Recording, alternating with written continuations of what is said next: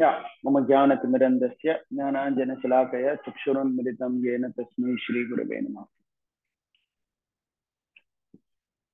Good evening, everyone, and welcome once again to our series on Gita for Life. We are looking at the Karma Yoga section of the Bhagavad Gita, and today we are at session 5.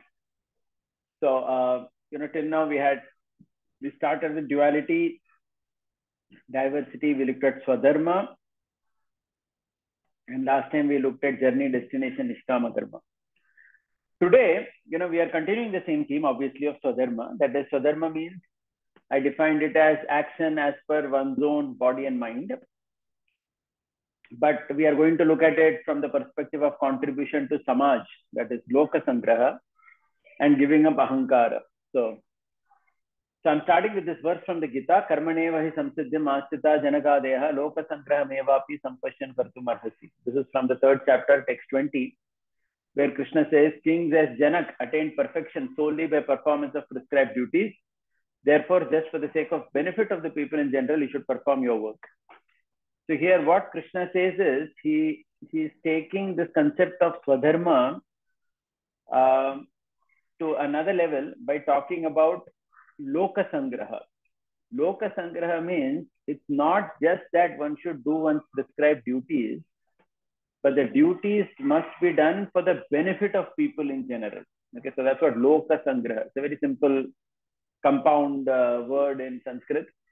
Loka Sangraha means to get people together, or for benefiting people, you need to do your work. Okay, so we will see a lot of examples of this. So as a theme, I have taken this beautiful painting of Shivaji Maharaj and his friends taking the oath at the Raireshwar temple, the oath of Swarajya. So what you see here is all these Marathas, they were doing their Swadharma. Certainly, their Swadharma was obviously of a Kshatriya nature, but it was for Loka Sangraha. It was for benefiting people. Right? It was not for some self-glorification or just some just for the benefit of oneself. It was for society that they were doing. So we need to look at this aspect as well, how our Swadharma or our action is contributing to Samaj or society. So this is one theme that we are going to see. And the second theme is Ahankar, about which also I have a verse from the Gita. Prakrite kriyamanani pune karmani sarvasya ahankara vimudatma kartaham iti manyate. The spirit soul bewildered by the influence of false ego thinks himself the doer of activities that are in actuality carried out by the 3 modes of material. Okay, so we'll start with this Loka Sangraha and then we will go to this Ahankara concept, right? So let's do it one by one. Yeah. So we will start by talking about what does not constitute Loka Sangraha. So Loka Sangraha, as I defined it, it meant benefit of people in general. That means you need to do something that benefits people. Brings people together. So when we say Loka Sangraha, who is the Loka? The Loka could be your family, it could be your community, the Samaj, the society where you live in, the Rashtra, and the nation to which you belong to. Right? So now if you see carefully, I'll take several simple examples to talk about. So since we spoke about politics, we started talking about Shivaji Maharaj's example. So we are looking at a contrast example here, that is of Aurangzeb. So Aurangzeb, he was also, somebody may say, was doing his Swadharma because he was doing action as per his nature. But it was not for Loka Sangraha, because as we see, his beginning only was with destruction of his family. Okay, so if you know the story, he imprisoned his father Shah Jahan and he killed his brothers. In fact, you see a famous painting here where the servant is bringing the head of Dara Shikoh, the elder brother of Aurangzeb, as a tribute or a gift to him. This shows the mindset of this person. It's his own elder brother. So he has ensured that he is knocked off so that, there are no problems in him becoming the king. And his own father is in jail. Okay, so this kind of Swadharma, certainly, at least even from a family, that means if you look at Loka Sangraha just as a family, even then it doesn't seem to make sense because your family has got destroyed just because you wanted to be a big man. Okay, so that is okay. So this is not what Krishna is talking, and more importantly, obviously, his policies, which were very divisive in nature. See, that's the difference between Aurangzeb and Shivaji Maharaj. See, the difference is somebody may say that just because someone is just because I'm a Hindu, I'm glorifying Shivaji Maharaj, and someone who's Muslim born may glorify Aurangzeb. No, it's not like that. You look at it even objectively. Shivaji Maharaj did not do anything that actually troubled the Muslim citizens of his state of Swaraj, of the Maratha Empire which they conquered. They never did anything. Historically, there is nothing like that shows. But in terms of Aurangzeb, it was not like that. It was clearly a very divisive rule that he had, right? So this is a fact actually. You will, and it is true even today. See, that is one difference you need to understand between Sanatana Dharma and other religions as well, or even the difference between Bharata and other countries. So it's not that we have to say Bharat or our country, India is great just because we are born here. No, you have to see the civilization. You have to see the mindset, right? India as a country, the mindset has never been to divide people, to trouble anybody. No, it has never been like that. You can actually go into the details of that. And on the other hand, you can see all these other places which are extremely unfriendly towards anyone who is not following their faith. Right. So this is Swadharma and Loka Sangraha. So whatever it is. So that's why I'm comparing Shivaji Maharaj and Aurangzeb here. So one of them, his Swadharma actually led to Loka Sangraha, and the other fellow did not. His own family was destroyed. What to speak of anyone else? Okay, so this is from politics. Now you can look at other examples from family also. Okay, so on the right side, top right, I have shown a picture, a photograph of several old people coming together and seeking help. Now, if you see, this is one issue in modern times where many young people, they, bother about their career, or they go into their career so much that literally sometimes they forget about their family. By family here, I mean their parents, etc. And you will see this very much in Pune as well as in many places in India where, the old people are just left to their own. By and large, their children are so busy in their life that they have no time to, bother about them, take care of them, etc. And there are so many stories where, a son or a daughter went away to some other country, and this old man or woman was stuck here, and he or she just died, and nobody even came to know that this person is dead and gone. So in this type of Loka Sangra, this type of Swadharma is again not appreciated in the Gita. That means it's not that one is so much bothered about his own action that he has forgotten the Loka Sangra of his family, his parents, and some people who are very dear to him, who have done so much for his or her life. He has just left them in the ditch, literally. Another example is the kind of work that we do. So as a training placement officer, I get to meet many companies. So I always try to find out what kind of work they are doing.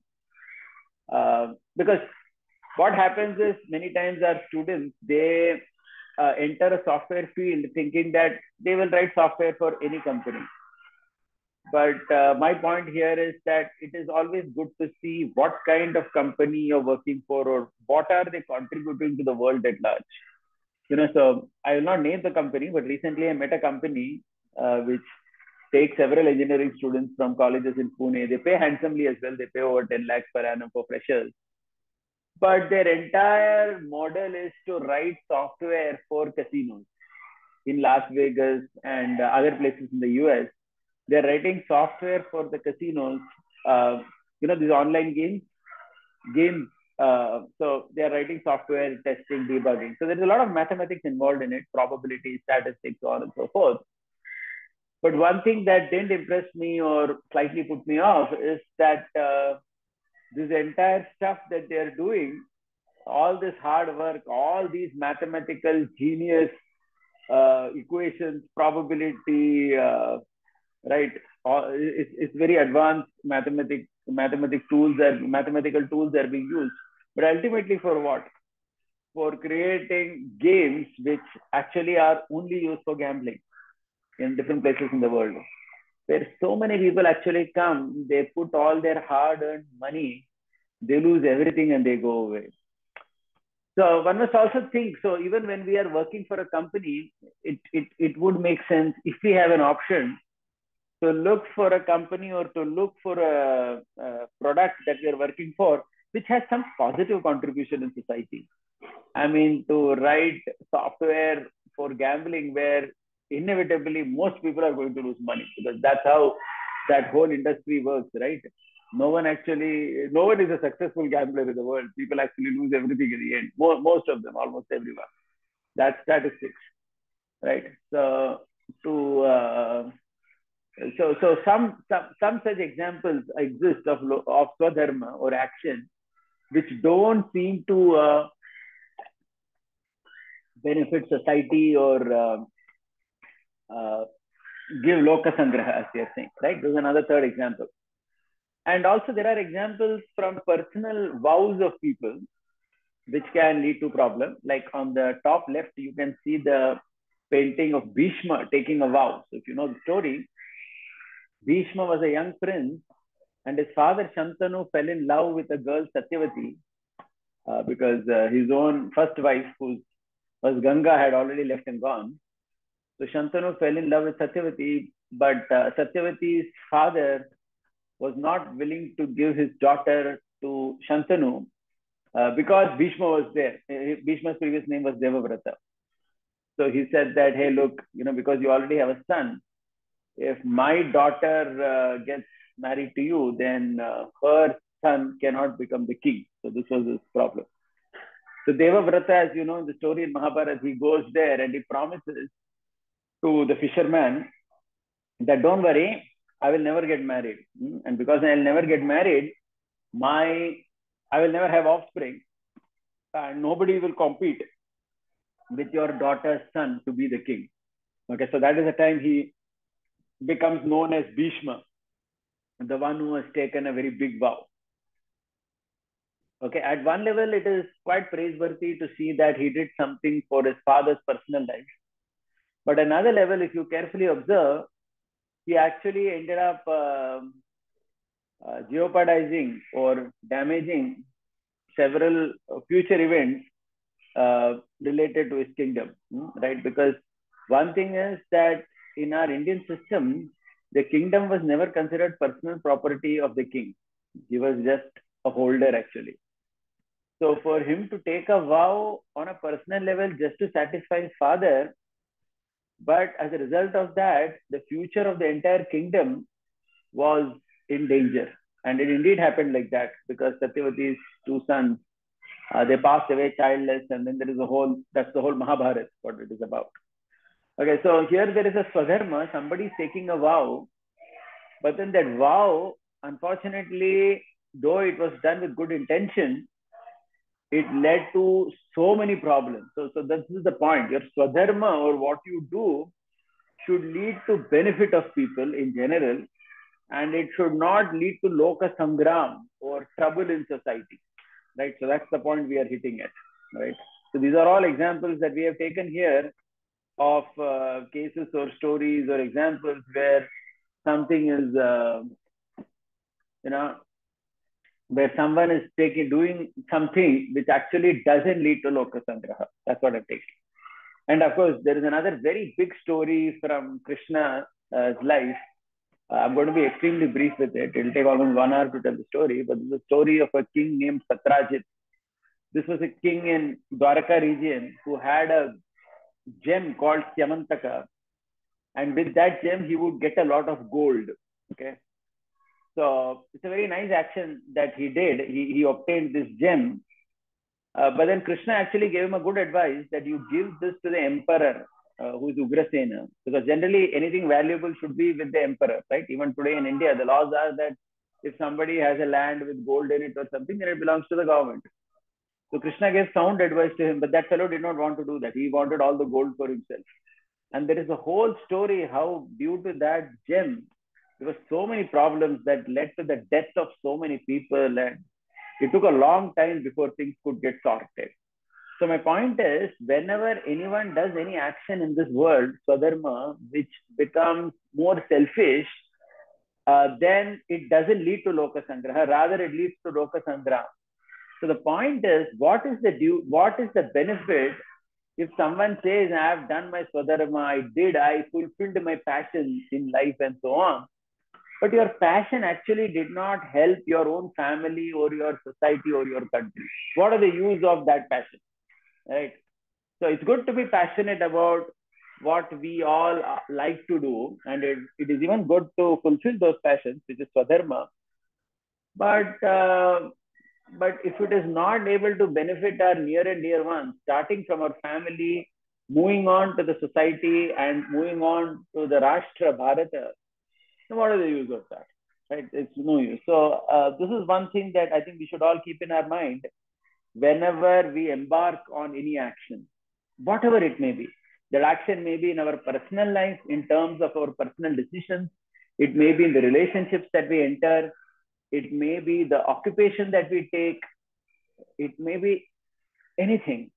We need to carefully analyze whether our action is benefiting these three groups of people, beginning with our family, moving on to the larger society, and moving on to the country. If it is not, then we need to really think about it, whether that action is meaningful. Because Swadharma without Loka Sangraha is kind of meaningless, because it doesn't really give deep satisfaction. Because ultimately, we like to do something, or we want to do something only if it actually benefits somebody. Otherwise, what are the use of our action? Right? And benefit is positively, it should benefit, and it should really do something good.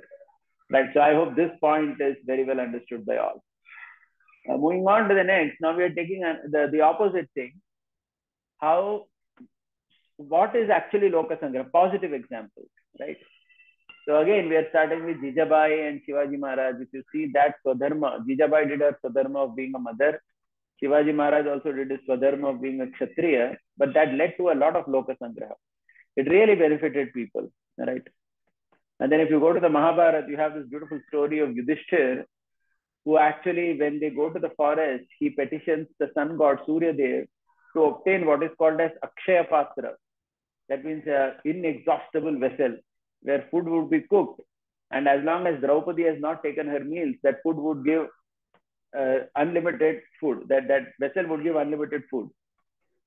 And this blessing he obtained not for himself, but for 1 lakh students who had come with him to the forest. The story is that when Yudhishthir and the Pandavas went to the forest during their 12-year exile, there were 1 lakh students whose education he had sponsored, who said that we will live with you in the forest. So Yudhishthir petitioned the sun god to obtain this Akshaya Patra for the benefit of those people. It was not that Draupadi was lazy to cook. And that is why Yudhishthir thought that, I need some shortcut so that, the cooking is taken care. Bhima, none of my brothers and wife are ready to cook. So I need some shortcut technique to get food easily in the forest. No, that was not the goal. The goal was to benefit these 1 lakh students who had come with them to the forest. So this is Loka Sangraha. Even Krishna, many times we hear the story of Krishna, that Krishna married 16,108 wives and so on.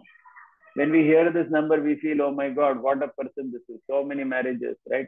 That means he seems to be, too lusty or whatever. So people have questions about Krishna's character when they hear this. But you need to see the background behind every marriage that Krishna had. Krishna's marriages were for Loka Sangraha. So the story in the Mahabharata and the Bhagavad Puran is that when Krishna, so there was a evil person named Narakasur who had kidnapped 16,100 girls, and he had kept them locked in his palace or whatever. Right. So Krishna actually went to free these girls from captivity. So this fellow was a big abuser who had captured all these girls. So Krishna managed to kill this Narakasur, and then he freed all these 16,100 girls. But then the girl said that, hey, Krishna, you freed us from the captivity of Narakasur, but for so long we all have been staying here Now, even if we go back to our homes, it's very difficult that our parents will accept us or we will get properly married to someone because everybody will doubt our character. They will say that, hey, come on, you people were in that Narkasur palace for so long. God knows what all he has done with you. So nobody will be willing to marry us. So it's at that time Krishna decides to marry all these 16,100 girls. That's why he has so many wives. Okay, so the point is the swadharma or the action that Krishna did of getting married was not so much was actually not because he was just attracted to so many women and he wanted an amazing polygamous relationship because of which he married so many girls, but rather it is because those girls had nowhere else to go. So, and it was from their side that the request was there, because of which he decided to marry them, right? So this is another example of an action leading to the benefit of people. The action was not to destroy people, destroy society. It was actually for the benefit. Okay, so that's why he did that. Okay, similarly, coming back to all of us as engineers, as students, etc.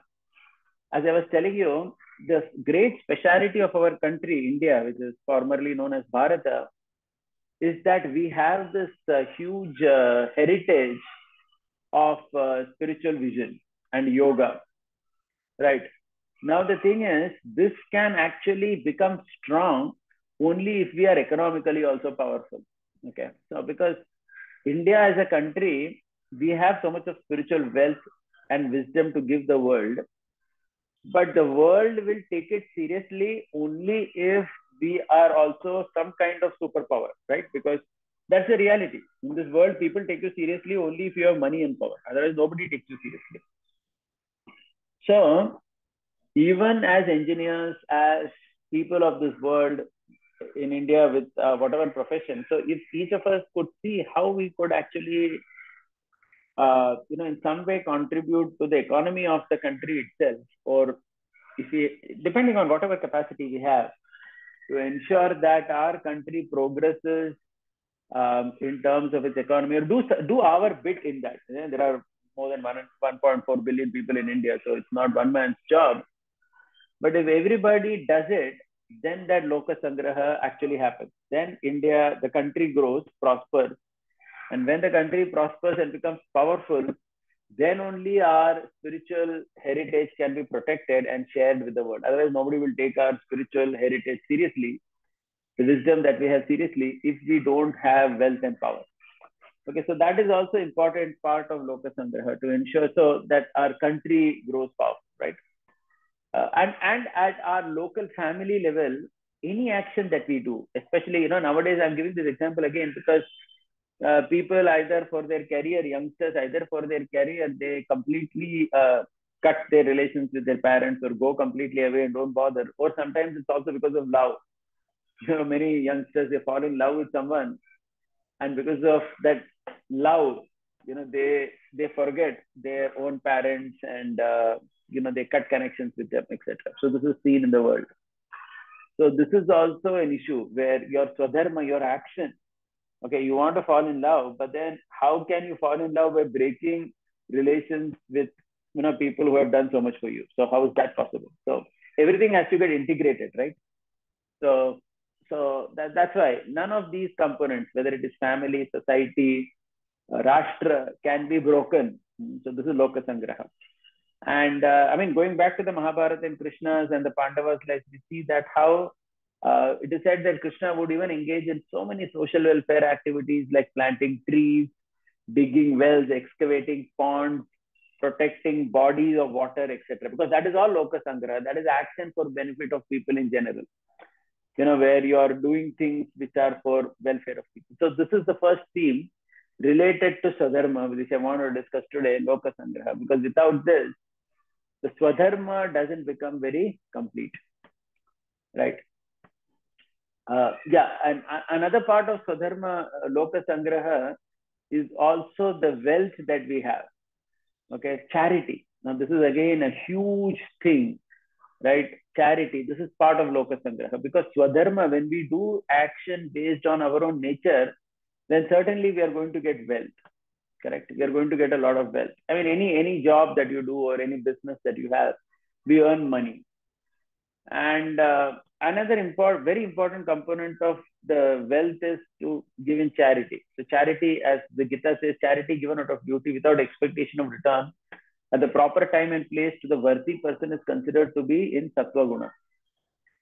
Okay, so giving charity also is a crucial part of this Loka Sangraha, without which this theme doesn't become complete. Because the wealth that we earn due to our Swadharma is actually the fruit of the work. So certainly a large part of it would go in our own personal expenses, for our family, as savings for the future and so on. But everyone should try to use some wealth, for the sake of others. So this basically broadens your heart. So charity is done because when charity is done, actually it broadens our heart. Vasudeva Kutumbakam, as they say. Vasudha means the earth. That means to see the entire earth as one's family. Okay, so to ensure that our wealth is shared with people, who actually need it. So this is considered charity. So how is charity to be done? This is a huge subject matter in itself. But some pointers are given in Gita where it says that it should be given to a worthy person. Because there are so many people who would be wanting money. And if you see nowadays also, if you open any website or you try to do any work, immediately there are so many advertisements, right? Seeking money, seeking charity, saying that somebody say give money, this, that. So yeah, so that is also type of charity. But charity, especially for dharma, as in, for so there are different types of charity. One is charity for education, charity annadhan, like giving food, right?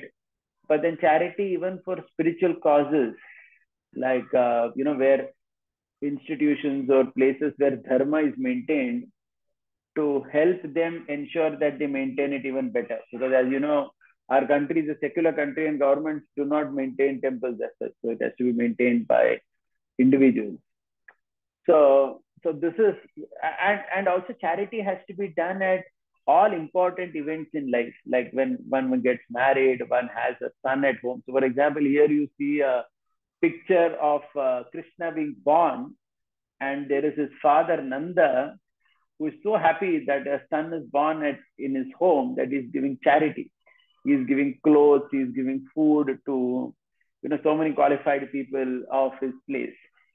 Okay, so this charitable disposition is again connected to Loka Sangraha. Because why it's connected to Loka Sangraha? Because the fruit of your Swadharma, which is the wealth that is generated, is again given back to the world. Okay, it is shared with the world. So that is how charity is seen. And we see this in our Puranas, etc. For example, on the left side of the slide, you will see the picture of the painting of Shibi. So this is a king who, it is said, that was known to be so charitable that once there was Indra and I think it was Agni who decided to test him in the form of a eagle, a hawk, and a pigeon.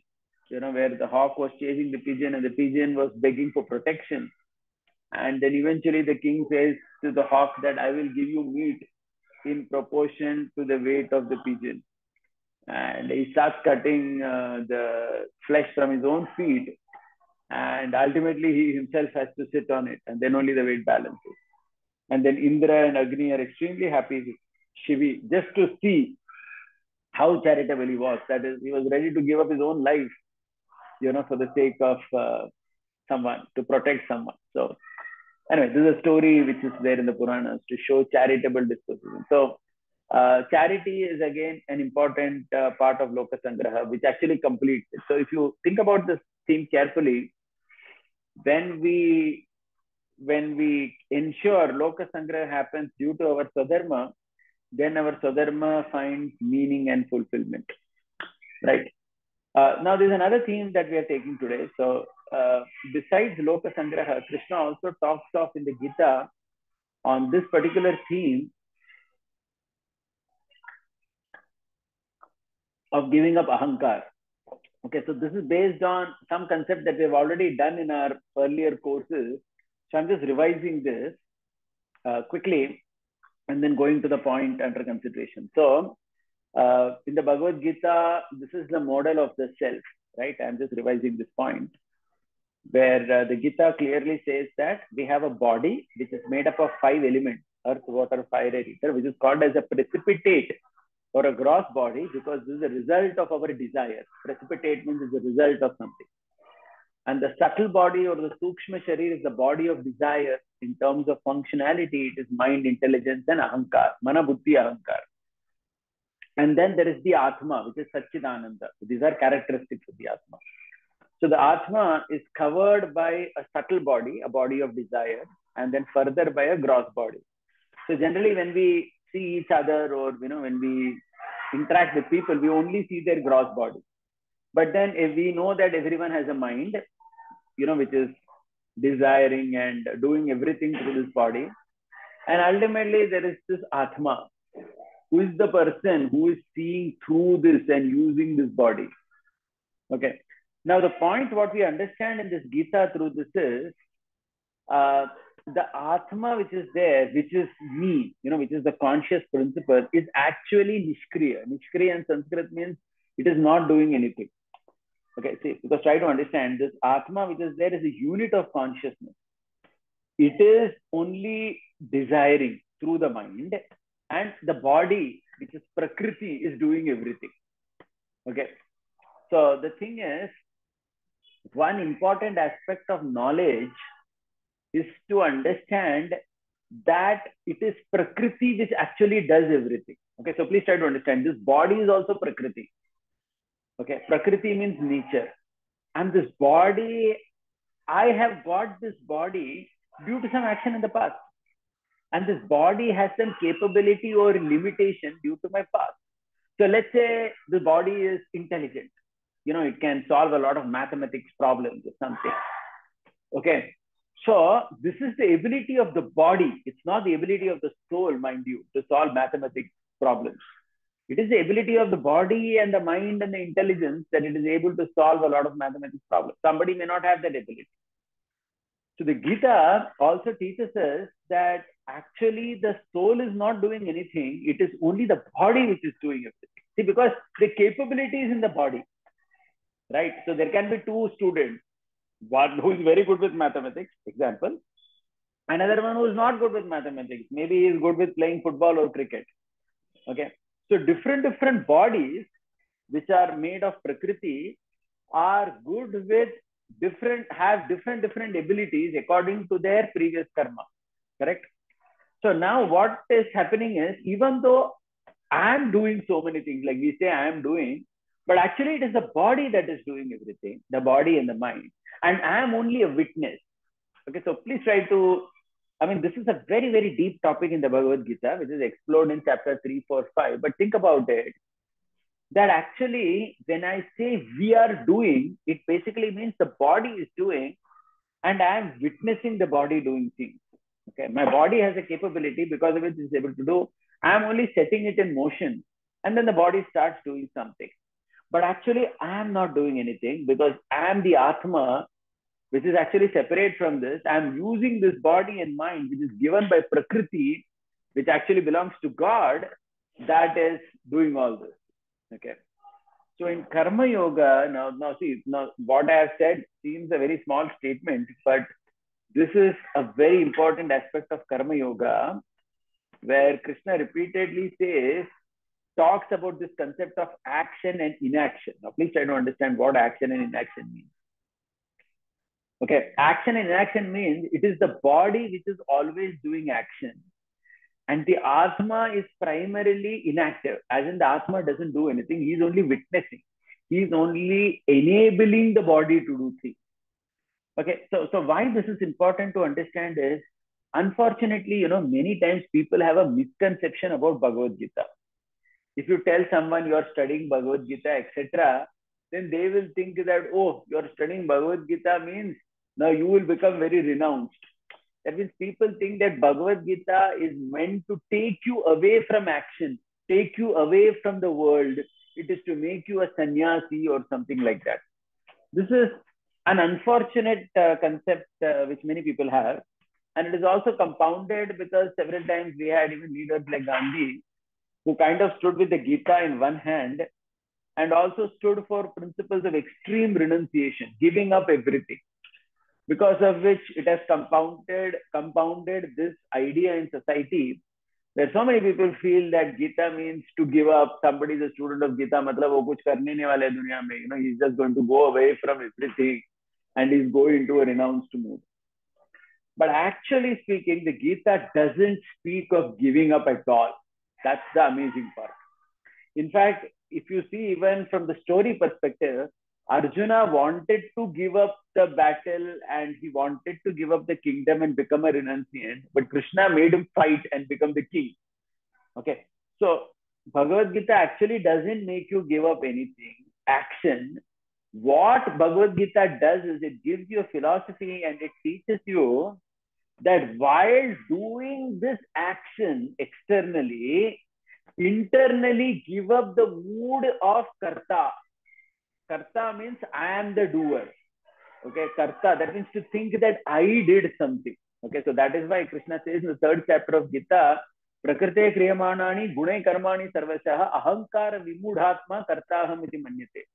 Krishna is saying actually it is the Prakriti. Prakriti means it is the nature which is doing everything, but the person sitting inside is proud and is thinking that he is the doer. Now, please try to really think about this. Please try to think about it. Whatever body you have, whatever talents you have in this body and mind, this is all belonging to Prakriti. It was there with you from birth. And with your education and hard work, you developed it. Agreed. Okay, but the basic stuff which you developed was actually given to you by Prakriti. Are you understanding this point? That is why a learned person never becomes proud. Because a learned person, a truly learned person, he understands that though, through my body and mind, I may have done something wonderful. Actually, complete credit I cannot take because the body itself is not created by me. The talents that I have are also not created by me. I may have developed my talent. Please try to understand this. There's a difference between, so I hope all of you understand what I'm saying, right? Like for example, someone is a Lata Mangeshkar, let us say. Okay, so certainly Lata Mangeshkar worked very hard in order to sing wonderfully. But then she got a body and a throat and a voice, right, which had a basic ability to sing, which he developed. So credit is for that. But the point is, there are so many people in the world who like to sing. But can they become like Lata Mangeshkar, even if they do practice? Because you need that basic Prakriti, right? You need that. So what the Gita is teaching us is that one should never become proud thinking I am the doer. That is called karta. Karta means to think that maine kiya. Okay. So Gita is actually talking of what I have written on the slide: Purnima of action and Amavasya of karta. Purnima of action means your action should keep growing like the full moon. And the concept that I did it should keep coming down like you are going to the new moon. Okay, so the point here is that while you're engaged in your swadharma, while you're engaged in doing so many wonderful things in the world, which are for the benefit of the people in general, simultaneously, you're cultivating a thought process within your heart that actually I'm not the doer. These things are happening just by the grace of God through the Prakriti which has been given to me. Okay, I am only witnessing all these things happening. Okay, so this thought, as you cultivate more and more, this allows the Karma Yogi now to go on the path of moksha. Okay, so Karma Yogi now becomes, he moves towards moksha or liberation from this material existence. This is again a purpose of the Gita. So why I'm saying this is, the Gita never talks about giving up action, but it actually talks about giving up the concept that I am the doer, karta. This has to be given up. This is the Gita. It's a very subtle point, but this actually helps a person in his life, not only in terms of moksha, but even in terms of his performance. He actually understands that, yes, because he understands that let me allow this prakriti of my body to do maximum, whatever, right? So that's fine. So whatever it can do, let it do for the benefit of the world. And, I have done nothing. So if you see a truly knowledgeable person or a truly advanced person spiritually, he will never become proud thinking that he did something, because you cannot get pride. Because if someone is proud, it means that he is under the illusion thinking that he is only the doer of everything. And the fact is actually it is the prakriti which is awarded by nature which is doing things. Okay, so look at what Krishna is saying in the 5th chapter. Krishna is saying a person in divine consciousness, although engaged in seeing, hearing, touching, smelling, eating, moving about, sleeping, breathing, always knows within himself that actually he does nothing at all. Because while speaking, evacuating, receiving, or opening or closing his eyes, he always knows that only the material senses are engaged with their objects and he is aloof from them. Okay, so here Krishna is basically talking about the same concept, right? Which I'm saying, that to be very consciously aware that I am separate from this body, and this body is doing so many things, but I am not doing anything. Okay, and this concept is even in very civilized in languages also. You will see refined languages. This is indicated. So just like in Hindi, most of the time when we say something, we say "oh ho gaya," na? Like we say "meri shadi ho gayi," right? That means I just got married. It happened in life. It's not that I did something for it to happen. Shadi ho gayi means somehow it just happened, right? The event happened, not that I did it. Okay, बच्चे हो गए, बच्चे बड़े हो गए, right? हाथ टूट गया, या हाथ ठीक हो गया, whatever it is. So in refined language, you will see this philosophy being expressed that I didn't do it, it happened. Okay, so moving from this doer culture to happening culture, okay, or from moving from the doer to the observer. Okay, that means we are observing our body doing things, and this has a lot of benefits, because this will also prevent us from doing wrong things in life. Because when you understand that you are actually an observer, then you can also see that, okay, now your body is, or your mind is tempting you to go in some direction which is incorrect. So now you have to hold it back. So this particular mood is also very useful in self-restraint in the world, which basically helps in your growth, because you're able to focus more on the positive things in life. And at the same time, it ensures that your path to moksha or liberation gets more opened up. Okay, and as I put on the slide over here, it allows us to move from what we call as unconscious, to move us to unconscious competency. So this is among these 4 things: unconscious competency, conscious competency, conscious incompetency, and unconscious incompetency. The highest is unconscious competency. Unconscious competency means with your body and mind, you're able to do a lot of things, but kind of you're not even conscious, or you're not even always thinking that I have to do it, I have to do it. It just happens, right? So this is karma yogi at the top level, right? And when that's why, there are some stories in our books also which sometimes confuse people. Like people ask also these questions. Like if you see in the Mahabharata, there's a story of how when this Satyavati, her 2 sons, Chitrangad and Vichitravirya, they died and they didn't have children. So Vichitravirya had 2 wives, Ambika and Ambalika. So there was a system in those days, which is, by the way, not permitted by our scriptures in Kali Yuga, the present day and age. But there was a system where you could call a rishi or a great sage, and he could impregnate the woman with a child, especially if they were queens, because they needed to have a son or a child who will become the next king. So if you know the story, they invite Vyasadeva, who basically goes to Ambika Ambalika, and thus Dhritarashtra, Pandu are born. Okay, now the point is, in that story, somebody may say, Arey, how come you're calling some sage like this to have union with these 2 widowed women? How is that? How can the sage also do that? Okay, so of course, first of all, nobody in the current age is allowed to do something like this, because this was a privilege allowed only to certain sages of previous ages who had such an advanced consciousness, this consciousness that we're talking in Bhagavad Gita right now, where they never thought themselves to be the doer. So such a person could even do the act of sex with his body for the sake of loka sangraha because they wanted another king. So even that sex was being done just so that with the widowed queen, so that a prince could be born who could take over the kingdom next.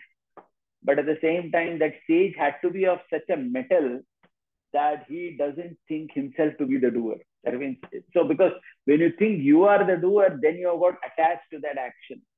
But when you are doing the action, but you are not thinking that I am the doer, then you can still be detached from it. So these are like very advanced. So I'm just giving you an example that someone who followed this concept from Gita, he was even allowed to do something like this, which is kind of unimaginable for people in modern times, right? Okay, so with that, we end the session today. I'll just summarize the points. I started by talking about some more characteristics of Swadharma. The first thing I said is that Swadharma must contribute to Parivar, Samaj, Rashtra.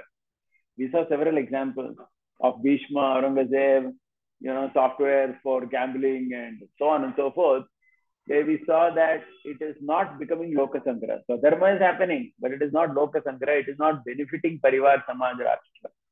So I said that we have to be conscious that our Swadharma does contribute. Okay, so in our vows, in our career, in our relationship, with our wealth. Then I also spoke the importance of charity in our culture and the impact on and the impact that it would have on our own consciousness. Of course, we gave the positive examples of Shivaji Maharaj and so many others also. To Krishna himself, Yudhishthir, we gave these examples to show how they did Swadharma, which actually helped in Loka Sangraha. I said how even Krishna married 16,000 girls, not just for some personal fun, but because they were destitute women. They didn't have anywhere else to go. So he said that, okay, I'll get married so that I can give them a shelter. So this is what it means, Loka Sangraha. Any Swadharma should lead to that. Then another concept we saw related to Karma Yoga was that you don't think you're the doer. So we started with the model of the self in the Gita, where the Atma is covered by the subtle Sukshma Sharira and then by the Sthula Sharira. And I said that how the Gita talks not of karma tyaga, but phala tyaga or karta tyaga. Please try to understand this. Karma tyaga means giving up action itself. Gita doesn't speak of that. Okay, unfortunately, many times people think that Gita makes you inactive. Actually, Gita doesn't make you inactive. Gita makes you extremely active in the world because Arjuna had to become active. He had to fight a war. But Falatyaga has to be given up, Karta Tyaga has to be given up. That means the fruits are not for ourselves. Fruits are for Loka Sangraha. And Karta Tyaga means the action itself. I am not the doer. It is the Prakriti, my body, which is given by nature, which is doing. I am only observing my body. I am allowing my body to do things. This is the mood of the student of the Gita. Okay, so giving up ahankar in this way enables us to become free from bondage. So this allows us to go on the path of moksha. So somebody may say, is that the only advantage? No, it actually allows us to do even better in life because due to the detachment, there is no fear of failure. Okay, failure is not going to make us afraid anymore, right? Because I'm not the doer. I'm only an observer. So let me allow this prakriti of my body to do the best in the world for the benefit of world as per the nature of this body. And even if it doesn't succeed or something, no problem. Okay, let's continue that. Right? Thank you very much for your kind attention. Any questions or comments? We'll take it here. Anybody with a raise of hand with questions?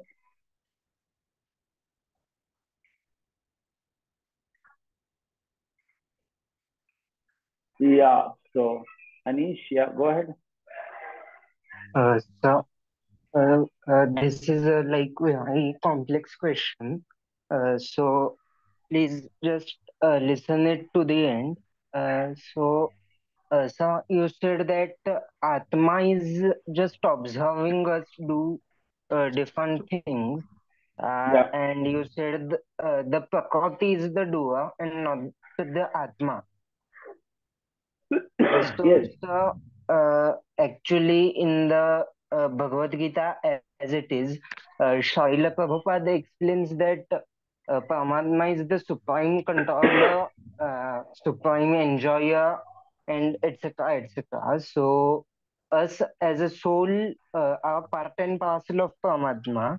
Hence, an Atma's wish to control something is justified through that. So, how can Atma be just a observer? Because so it also doesn't fit that Prakriti has done something, but the bad karma or negative karma goes to the Atma. So that doesn't fit. But when we say that Atma is controlling the Deha to do something, then it feels appropriate that the path is also going to the Atma. Good point. Good point. Yeah, I expected this question. So see, yeah, I understood that. I didn't speak that part. So it's not like this. See, Prakriti is only doing everything. Atma is desiring that it does something. Atma is desiring the good and bad done by this Prakriti body. Okay. So for example, let's say, someone starts taking a bottle of liquor and is drinking. Okay. So as such, the Prakriti only is doing it. But it is the Atma which desired that let this liquor go into the body. Are you getting it? So it is the body Okay. only will go and kill someone or loot somebody's house or do some mischievous thing. But it is the Atma which is desiring that it be done. So all this punishment reward is for the desire. But the fact is still that it is the Prakriti which is the doer. Are you getting it? So it gets reconciled. Okay, Okay. sir. So your punishment and reward is for your desire, for the wrong desire, wrong thought process that you have. Does that make sense? Uh, Okay, sir. But then another question arises that the Prakriti is doing something by the Atma's desire. Then why doesn't the Pap also affect the Prakriti, Pap or Punya, either way? Yeah, good point. See, because the Prakriti is inert. Prakriti is not conscious entity. So it's something like this. Let's say I have a machine gun, and with a machine gun I shoot someone. Okay, actually the credit of shooting is literally to the machine gun, because the machine gun has such power because of which only it shot. But at the same time, the machine gun is not responsible because it is inert matter. Correct. It doesn't have chetana. So what do you mean by punishing the machine gun? Okay, so the person only is punished. Are you getting this point? So Okay, Prakriti, sir. see, Got so it. so please try to understand. The Gita is showing two different perspectives in two different chapters. In one chapter, Krishna is reminding us that whatever capabilities you have in your life, that is due to Prakriti, and Prakriti is awarded to you. So don't become proud that you did something great because it's Prakriti in action, correct? And when that Prakriti changes, you will not be able to do. Simple example: Sachin Tendulkar was one of the greatest cricketers some years ago in India. Today he's retired. Why? Because Prakriti stops working now after some time. So till the age of 40, he was able to play cricket. Today he doesn't. He's just a coach or he's something like that. But he cannot play cricket. Yes, sir. Yeah. So basically, it is the Prakriti which is doing, and that Prakriti. So you can't be overly proud also, even of your own abilities, because these abilities are also granted by Prakriti. Okay. So see, this mood is important for a spirit of moksha, because for moksha, one has to become freed from matter. And the beginning of freedom from matter is to understand that I am different from Prakriti. And it is the Prakriti which does all these things. So I am a witness, I am an observer. So that this thought process is helpful not only in performance of the action in a much better way, but also on the path of moksha. Does that make sense? Okay, sir. Yeah, thank you. Any other question or comment here?